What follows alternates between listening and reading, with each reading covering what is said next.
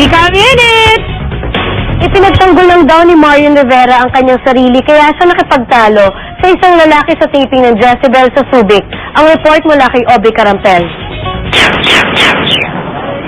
Kumalat sa YouTube ang video ni Marian Rivera na may kinukumprontang lalaki habang nagtitaping ng Jezebel sa Subic. Bagamat hindi malinaw sa video kung ano ang dahilan ng komprontasyon.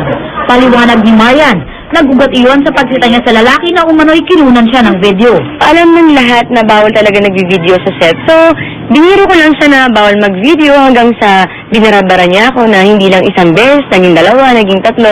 Ipinagtanggol lang daw ni Marian ang sarili, kaya tila lumabas ang kanyang pagiging palabang kabiten niya. Nung hindi na ako papayag na sabi ko, ay, iba na to ha. Sabi ko, hindi ako papayag na basta ako api ng kahit sino lang. Lalo na babae ako. Hindi naman natin nag-a-actress sa mga negatibong komento tungkol sa kanya dahil sa nangyari. Totoong tao din talaga kasi ako eh. So, tao lang ako, nagtatrabaho naman ako ng maayos. Yun nga lang artista ako. Pero, like ko sinasabi, hindi porkit artista ako, pwede lang sabihin o gawin ng kahit ano sa akin.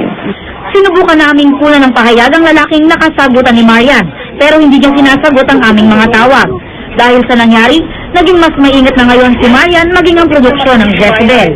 Masaya naman si Marian dahil suportado pa rin daw siya ng kanyang fans na patuloy na nagmamahal sa kanya.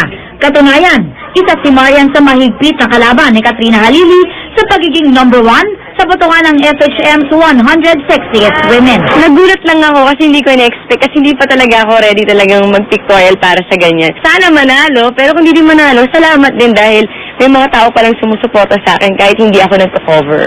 Obi Carampel updated sa Showbiz Happening.